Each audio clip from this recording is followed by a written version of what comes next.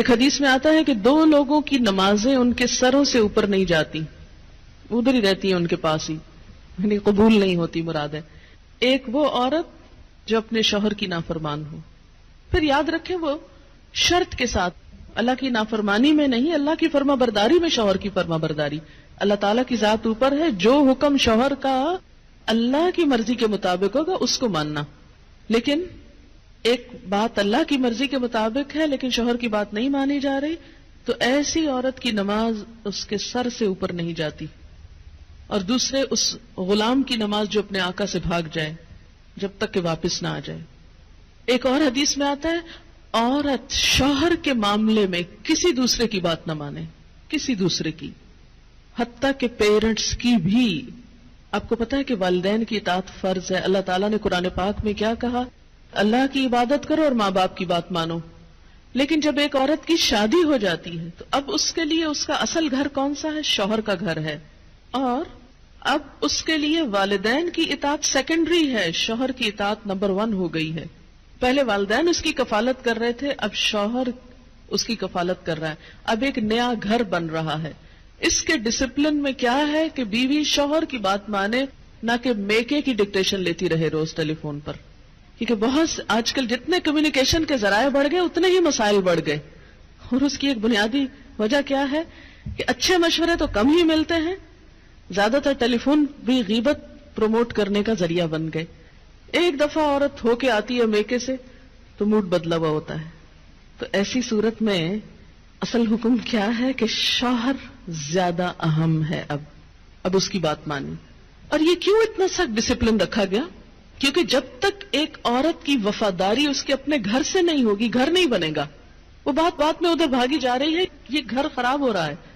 اب اس کی اہمیت، اس کی زیادہ اہم ڈیوٹی کیا ہے کہ اب وہ نئے گھر کی تعمیر کرے، اس لیے کہ شوہر نے مہر بھی دیا ہے، گھر دیا ہے، سب ضروریات پوری کر رہا ہے۔ اب آئندہ اللہ تعالیٰ نے ایک نئی نسل لانی ہے، ان کی تربیت ہے، ان کا کام ہے، اتنی ذمہ داریاں آنے والی ہیں۔ اب چھوڑو دھیان پیچھے کا، اب آگے کا سوچو، قدموا لانفسکم۔ تو اس لیے، اور اللہ سے بڑھ کر ہمارے لیے مہربان، ہمارے لیے محبت کرنے والا، 70 ماؤں سے بڑھ کے پیار کرنے والا اور کون ہو سکتا ہے؟ یہ مشورے وہ ہم کو دے رہا ہے، یہ رہنمائی وہ ہمیں دے رہا ہے، جو بظاہر ہمیں کڑوی نظر آتی ہے لیکن اسی کڑوی گولی میں شفا ہے۔ تیسری چیز، مال کی، گھر کی حفاظت، پیسے ضائع نہ کرے۔ یہ نہیں کہ شوہر کے گھر، شوہر کے مال اور شوہر کی تنخواہ اور شوہر کی پراپرٹی میں سے چھپ چھپا کے میکے والوں کو مت بھیجتی رہے۔ بہت سے فساد اس وجہ سے ہوتے ہیں کہ سسرال کو دینے کے لیے تو نمبر 2 مال ہوتا ہے، اور میکے کو بھجوانے کے لیے پسندیدہ چیز۔ قدرتی بات ہے کہ انسان کی جو اٹیچمنٹ ہوتی ہے وہ ماں باپ سے بہت زیادہ ہوتی ہے۔ ایک ایسی خیرخواہی ہوتی ہے جس میں دنیا کی کوئی دوسری چیز شریک ہی نہیں ہو سکتی۔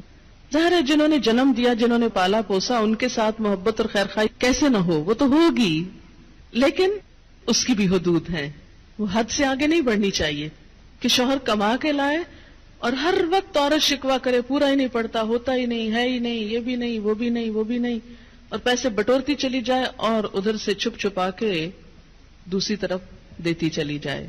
نہیں، حتیٰ کہ فی سبیل اللہ بھی اگر عورت کو دینا ہے تو شوہر کی رضامندی ضروری ہے، یعنی شوہر کا مشورہ بھی ہونا چاہیے اس میں۔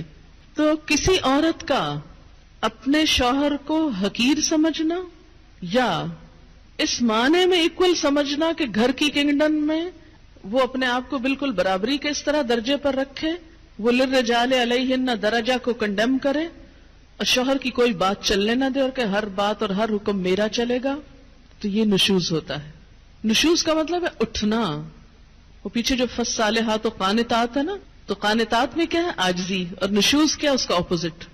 تو وہ عورت کا جو رول ہے سبمسو ہونے کا، وہ چھوڑ کر وہ دوسرا رول ادا کرنے لگے۔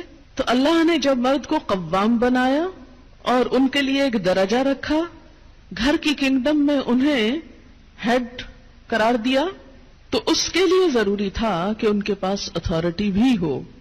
اور پھر دوسری بڑی بات یہ کہ وَبِمَا أَنفَقُوا مِنْ أَمْوَالِهِمْ، وہ اپنے مال میں سے خرچ کرتے ہیں۔ تو جو مال خرچ کر رہا ہے اس کا حق ہے کہ پھر گھر اس کی مرضی کے مطابق بھی ہو. اگرچہ عمومی طور پر تو کیا ہوتا ہے، وہ لا کے مال بیوی کو دے دیتا ہے اور وہ جیسے چاہتی ہے خرچ کرتی ہے. اب اس کا یہ مطلب نہیں کہ عورت اپنے شوہر کے مشورے کے بغیر جو چاہے مال کو جس طرح چاہے لوٹائے، جو چاہے کرے. نہیں، پھر گھر کی خوشحالی کا انحصار اس بات پر ہے کہ عورت اپنے شوہر سے مشورہ کرے. فالصالحات، پس نیک عورتیں، صالح عورتیں، ان کی سب سے بڑی خوبی کیا ہے؟ ایک نیک عورت کی سب سے بڑی خوبی قانتات، اطاعت گزار ہیں، بات مانتی ہیں. قنوت کا ترجمہ دو چیزیں ہوتی ہیں، ایک عاجزی اور ایک دوام. عاجزی کے ساتھ اطاعت اور مسلسل اطاعت. یہ نہیں کہ جب کوئی مرضی ہو، مقصد ہو، کوئی ضرورت ہو تو خوشامد کر لی اور اس کے بعد تو کون اور میں کون. نہیں، فالصالحات قانتات، نیک عورتیں شوہروں کی تابعدار ہوتی ہیں، اطاعت گزار ہوتی ہیں، فرما بردار ہوتی ہیں. اس کی وضاحت نبی صلی اللہ علیہ وسلم کی ایک حدیث بہت اچھی طرح کرتی ہے. ابن ماجہ کی روایت ہے، آپ صلی اللہ علیہ وسلم نے نیک بیوی کی خوبیاں بیان کرتے ہوئے فرمایا، مومن کے لیے خوف خدا کے بعد سب سے زیادہ مفید اور باعث خیر نعمت نیک بیوی ہے. جب وہ اس سے کسی کام کو کہے تو خوشی سے کر دے، جب وہ اس پر نگاہ ڈالے تو اس کو خوش کر دے. یعنی بیوی کا حال حلیہ بھی ایسا ہونا چاہیے کہ جو شوہر کو خوش کرے، نہ کہ گھر میں میلی کچیلی اور ساری زیب و زینت بازار کے لیے. اور جب وہ اس کے بھروسے پر قسم کھا بیٹھے تو وہ اس کی قسم پوری کر دے. جب وہ کہیں چلا جائے تو وہ اس کے پیچھے اپنی عزت و آبرو کی حفاظت کرے اور شوہر کے مال اور اسباب کی نگرانی میں شوہر کی خیرخواہ اور وفادار رہے.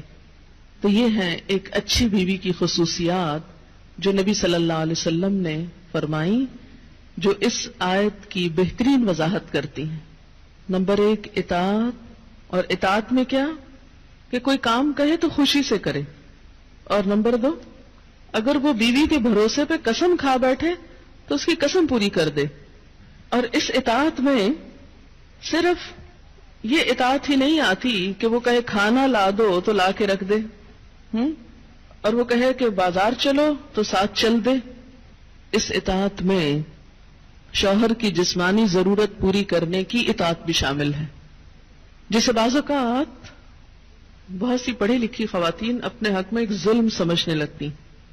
ایک دفعہ کہیں میری ملاقات ایک خاتون سے ہوئی، کیمبرج یونیورسٹی سے انہوں نے لا میں ایم فل کیا تھا. تو مجھ سے کہنے لگی کہ میرا ایک مسئلہ ہے. میں نے کہا بتائیے. کہنے لگی کہ میرا شوہر مجھے ریپ کرتا ہے میری مرضی کے بغیر. میں نے کہا قانون پڑھ کے قانونی ٹرمز ہی گھر میں بھی استعمال ہوں گی. شوہر اور ریپ، میرے تو سر چکرا گیا. یہ بات بہت ڈھکی چھپی ہے لیکن چونکہ دین کا ایک حصہ ہے اس لیے بتانا ضروری ہے. بہت سے گھرانوں میں خرابیاں اور بہت سے گھرانوں میں لڑائیاں اور بدمزاجیوں کی جو روٹ کاز ہے وہ یہاں سے شروع ہوتی ہے، جسے کوئی نہیں کھولتا.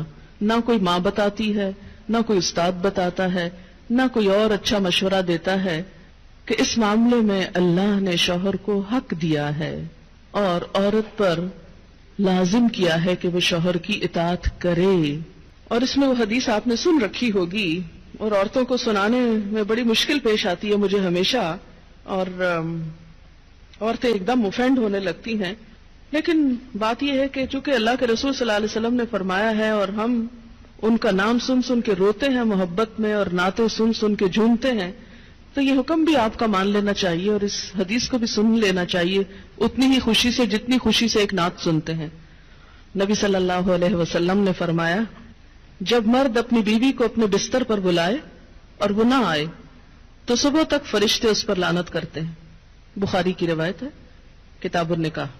ٹھیک ہے اس میں کہ اگر بیوی بیمار ہے یا اسے کوئی ایسی تکلیف ہے یا کوئی جینوئن ریزن ہے تو اس میں اللہ تعالیٰ اتنے بے رحم نہیں ہے کہ وہ دیکھ رہے ہیں کہ ایک عورت بخار میں پڑی ہے اور اس کا شوہر اس سے مطالبہ کر رہا ہے اور عورت نے نہیں مانا تو اس پہ لعنت بھجوانی شروع کر دی جائے. نہیں، یہاں ایک نارمل حالات کی بات ہے کہ ایک عام حالات میں ایک عورت اگر اطاعت نہیں کرتی یا بات نہیں مانتی اور اسی لیے ایک اور حدیث ہے، حضرت ابو ہریرہ کہتے ہیں کہ آپ صلی اللہ علیہ وسلم نے فرمایا اگر عورت کا خاوند اس کے پاس موجود ہو تو وہ اس کی اجازت کے بغیر نفلی روزہ نہ رکھے.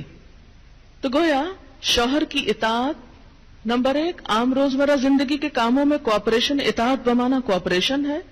طوعاً کا مطلب ہوتا ہے خوشی سے کام کرنا. نمبر 2 اس کی خاص ضرورت یا تقاضے کو پورا کرنے میں اطاعت. ہاں کہاں اطاعت نہیں؟ جب وہ کوئی حرام کام کرنے کو کہے، جب وہ کوئی ناجائز کام کرنے کو کہے، جب وہ اللہ اور اس کے رسول صلی اللہ علیہ وسلم کی مرضی کے خلاف کام کرنے کو کہے. لا طاعت لمخلوق فی معصیت الخالق، مخلوق کی اطاعت جائز نہیں خالق کی نافرمانی میں.